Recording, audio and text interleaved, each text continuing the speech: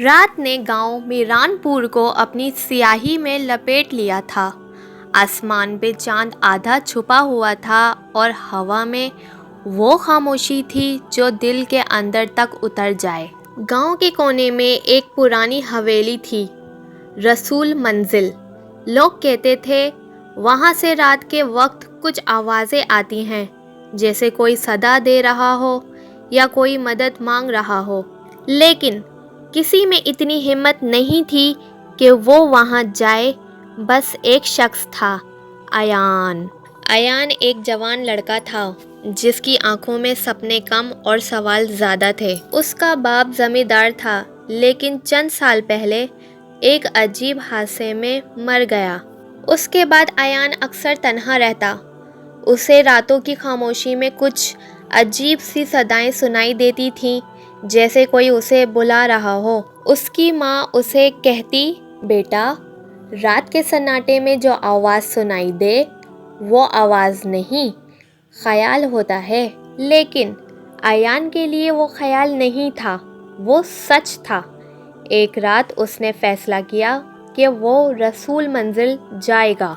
अयान ने अपनी लालटेन उठाई और हवा में हिलती रोशनी के साथ हवेली के दरवाजे तक पहुंचा। दरवाज़ा पुराना था, जंजीर जंग लगी हुई और हवा के साथ कर की आवाज़ देता था। उसने दरवाजे को धक्का दिया और अंदर से ठंडी हवा का झोंका निकला, जैसे हवेली ने सालों बाद किसी मेहमान का इस्तकबाल किया हो। अंदर चारों तरफ धूल, जले हुए दिए और टूटे हुए फर्नीचर पड़े थे। किसी कोने में एक पुरानी तस्वीर लगी थी, एक आदमी का चेहरा धुंधला, लेकिन आंखें ऐसी कि जैसे वो अभी भी देख रही हों।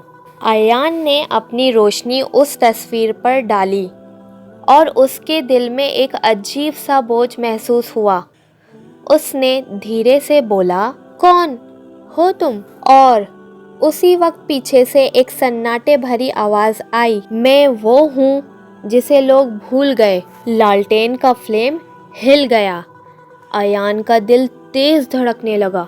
उसने मुड़कर देखा, कोई नहीं था, लेकिन ज़मीन पे कुछ लिखा था, वक्त वापस ले आओ वरना सब खत्म हो जाएगा। अयान भागता हुआ घर वापस आया। माँ ने देखा तो घबरा गई। बेटा, तुम्हारा चेहरा सफ़ेद क्यों है? कहाँ गए थे? अयान ने कुछ नहीं कहा, बस कहा, माँ, हवेली में कोई है। माँ ने गुस्से में कहा, अयान, वहाँ कोई नहीं, वो हवेली अब सिर्फ भूतों का घर है। तेरे बाप ने भी वहाँ जाने की कोशिश की थी और देखा क्या हुआ। उस दिन के बाद वो वापस नहीं आए। अयान का दिल कांप गया। उसने पहली बार सुना था कि उसके बाप की मौत रसूल मंजिल से जुड़ी थी। उसने मन में सोचा, अगर मेरे बाप का सच वहाँ छुपा है तो मैं उसे ज़रूर ढूंढ निकालूंगा। अगली रात अयान फिर वहाँ गया। इस बार उसने हवेली के अंदर नीचे के कमरों में जाना चाहा। नीचे अंधेरा घना था, हर कदम पर लकड़ी टूटने की आवाज़ और हवा का एक पुराना दर्द महसूस होता था। कमरे के बीच एक पुरानी घड़ी लगी थी जो सालों से बंद थी।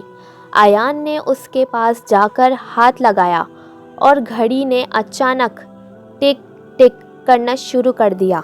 उसके साथ ही पूरी हवेली में आवाज़ गूंज उठी, वक्त चल पड़ा है। और अयान के सामने सब कुछ बदलने लगा। धूल के ऊपर से सफाई हो गई, दिए जल उठे और हवेली जैसे पुराने वक्त में लौट गई। अयान ने देखा एक आदमी उसी तस्वीर जैसा कपड़े में चल रहा था। लोग उसके आगे झुक रहे थे। वो आदमी कह रहा था, जो मेरा राज जाने उसका अंजाम मौत है। अयान समझ गया, ये उसके बाप का वक्त नहीं, ये तो उससे भी पहले का कोई लानत भरा ज़माना था। अयान ने देखा एक और कमरा है, बंद।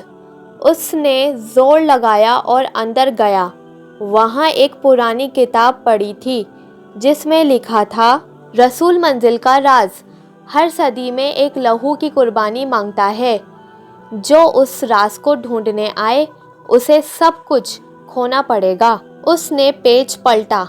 अंदर लिखा था एक नाम, रसूल अहमद खान। उसके बाप का नाम। अयान के हाथ कपकपाने लगे। तो मतलब उसके बाप ने भी ये राज जानना चाहा था और वो वापस नहीं आए। अचानक हवा में वही आवाज़ गूंजी, अयान, अब तेरी बारी है। अयान ने लालटेन उठाई और कहा, मैं डरता नहीं, बताओ क्या राज है। आवाज़ ने कहा, तेरा बाप सच के करीब था। उसने एक लाश देखी थी जो जिंदा थी। अयान ने हैरानी से पूछा, लाश जिंदा थी? हाँ, वो लाश मैं थी। उसके सामने हवा में एक अक्स बना, एक औरत का। उसने अपना चेहरा उठाया और कहा, मैं रसूल खान की बीवी थी। उसने मेरे मरने के बाद मेरा जिस्म यहाँ छुपा दिया ताकि लोग समझें मैं मर गई, मगर मैं जिंदा थी, बंद कमरे में। अयान का जिस्म कांप गया।